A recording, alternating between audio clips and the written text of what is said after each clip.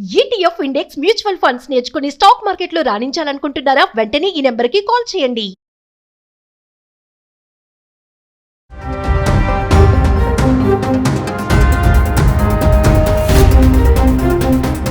నమస్తే, welcome back to Suman TV. Present మనతో పాటు ఉన్నారు అనలిస్ట్ మందర్ కృష్ణారెడ్డి గారు. నమస్తే సార్. నమస్తే అమ్మా. సార్, లే ఆఫ్స్ గురించి మళ్ళీ వచ్చింది, అది వార్తల్లోకి. మన గతంలో కూడా మాట్లాడుకున్నాము లే ఆఫ్స్, ఎక్కడెక్కడ లే ఆఫ్స్ ఉన్నాడు. మైక్రోసాఫ్ట్ కానీ, గూగుల్ కానీ, అమెజాన్ కానీ, టీసీఎస్ గురించి కూడా మాట్లాడుకున్నాం. ఒకేసారి 12,000 మందిని తీశారు, మళ్ళీ స్టార్ట్ చేశారు లే ఆఫ్స్ అనేవి. అంటే ఒకటేసారి 2 ఏళ్ల జీతం ఇచ్చేసి మరీ పంపించేస్తున్నారు.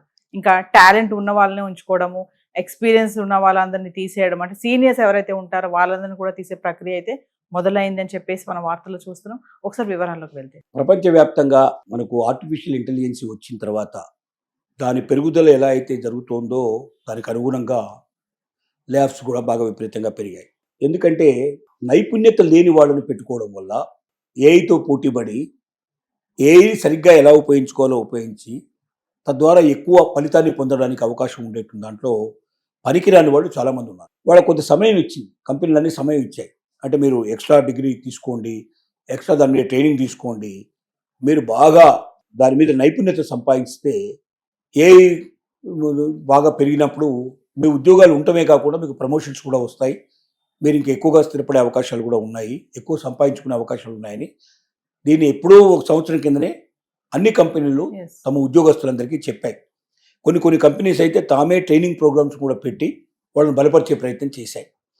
ఎందుకంటే కొత్తగా ఎవరినో తీసుకునే దానికన్నా పాత ఉద్యోగస్తులు అయితే అలవాటు పడి ఉంటారు, వాళ్ళకి కంపెనీ గురించి, కంపెనీకి వాళ్ళ గురించి పూర్తిగా తెలిసి ఉంటుంది. కాబట్టి వాళ్ళతో పోవడంతో ఇంకా ఎక్కువ రిజల్ట్ సాధించే అవకాశాలు ఉంటాయని ప్రతి కంపెనీ ఆశపడి, కానీ కొంతమంది ఉద్యోగస్తులు ఎన్ని ప్రయత్నాలు చేసినా వాళ్ళలో మార్పు రాలేదు, వాళ్ళు పెద్దగా ఆసక్తి చూపించలేదు. వాళ్ళకు ఉన్నటువంటి నాలెడ్జీ సరిపోతుంది అనుకున్నారు, లేదా వాళ్ళకి ఏదో రకమైన ఇంకా వేరే యావిగేషన్స్లో ఉండటం వల్ల పెద్దగా దృష్టి పెట్టదు. ఏ ఇలాంటివి వచ్చినా, ఎన్నో వచ్చినా ఇంతకుముందు భౌతంలో మా ఉద్యోగాలు ఎందుకు పోతాయనేటువంటి ఒక నిశ్చింతగా. ఎందుకంటే 10 ఏళ్ళ నుంచి 15 ఏళ్ళ నుంచి మనం పనిచేస్తున్నాం, 20 ఏళ్ళ నుంచి మనం పనిచేస్తున్నాం, మనం ఎందుకు భయపడాలి మనం అనేటువంటి ధైర్యంతో ఉన్నారు వాళ్ళు. టీసీఎస్ లాంటి కంపెనీలో అసలు తీసేయడం అనేది చాలా తక్కువగా జరిగేటువంటి విషయం. ఎందుకంటే టాటా కన్సల్టెన్సీ సర్వీస్ కాబట్టి, రతన్ టాటా లాంటి గొప్ప మహానుభావులు ఏర్పరిచినటువంటి సంస్థలు కాబట్టి, ఇవన్నీ వాళ్ళకన్నా ముందే వాళ్ళ ఫాదరు, వాళ్ళ తాతగారి నుంచి వచ్చినటువంటి సంస్థలు కాబట్టి ఈ సంస్థల లోపల మార్పు అంత సులభంగా జరగదు. మిగతా కంపెనీలు తొందరపడ్డా టీసీఎస్ తొందరపడదనేటువంటి ఒక నిశ్చింతలో వాళ్ళు ఉన్నారు. కానీ ఏ కంపెనీ అయినా కూడా మరి మారుతున్నటువంటి టెక్నాలజీకి అనుగుణంగా ముందుకు వెళ్ళకపోతే ఆ కంపెనీ నష్టాల పాలవుతుంది. ఎంతకాలం నష్టాలు తట్టుకోగలరు? ఒక వ్యక్తికి సంబంధించిన, 2 వ్యక్తులకు సంబంధించిన విషయం కాదు, లక్షల మంది కస్టమర్సు, వేల మంది ఎంప్లాయీస్ దీని మీద ఆధారపడి ఉన్నారు. టీసీఎస్లో మొత్తం ప్రపంచవ్యాప్తంగా చూస్తే 1,00,000కు పైగా ఎంప్లాయీస్ ఉండే అవకాశాలు ఉన్నాయి. ఇంత పెద్ద ఎంప్లాయీస్ ఉండేటువంటి సంస్థ నష్టాల పాలైనట్టయితే టోటల్గా ఇంతమంది ఉద్యోగులకి నష్టం వచ్చే అవకాశం ఉంది. మొత్తం టోటల్ కంపెనీయే మూసేయాల్సిన పరిస్థితులు ఏర్పడతాయి. దానికన్నా పనికిరాని వాళ్ళు ఎవరైతే వాళ్ళ ప్రయత్నంలో విఫలమైనారో, ఇన్ని అవకాశాలు కల్పించిన వాటిని ఉపయోగించుకోలేకపోయినారు, అలాంటి వాళ్ళని దీంట్లో తొలగించడం చాలా మంచిదనే నిర్ణయానికి వాళ్ళు వచ్చారు.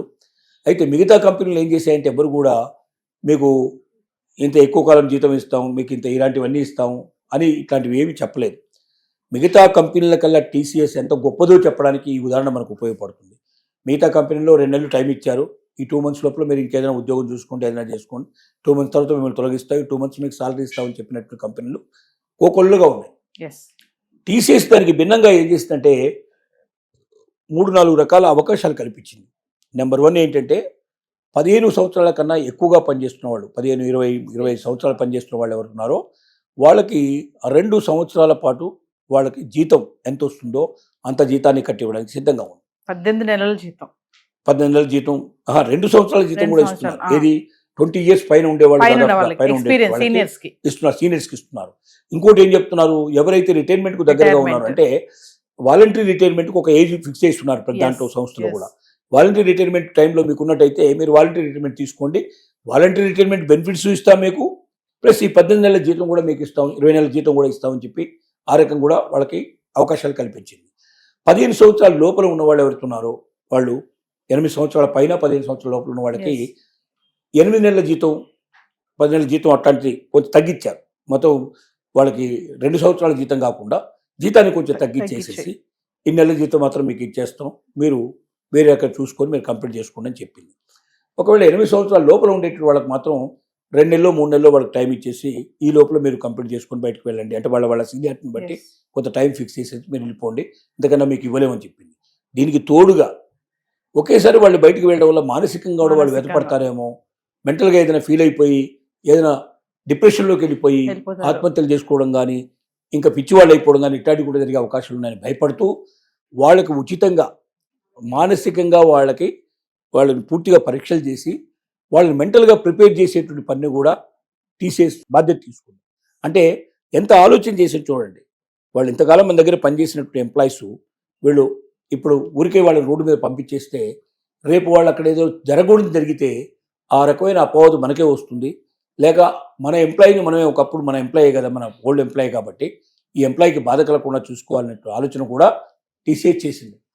టీసీఎస్ ఒక టాటా కన్సల్టెన్సీ సర్వీసు, టాటాలు స్థాపించినటువంటి సంస్థ కాబట్టి ఒక నిబంధనకి ఒక నిబద్ధతకి ప్రాతినిధ్యం వహిస్తూ ఎంప్లాయీస్ యొక్క వాళ్ళు విడిపోతున్నప్పటికీ వాళ్ళు ఈ సంవత్సరం నుంచి బయటికి పోతున్న వాళ్ళకు కూడా మేలు జరిగి వాళ్ళ జీవితాంతం వాళ్ళు ఆనందంగా సుఖంగా ఉండాలి, వాళ్ళు ఇంకెక్కడైనా కంపెనీలోకి వెళ్ళినా ఈ కంపెనీ గురించి వాళ్ళు గొప్పగా చెప్పుకుంటూ ఉండాలి.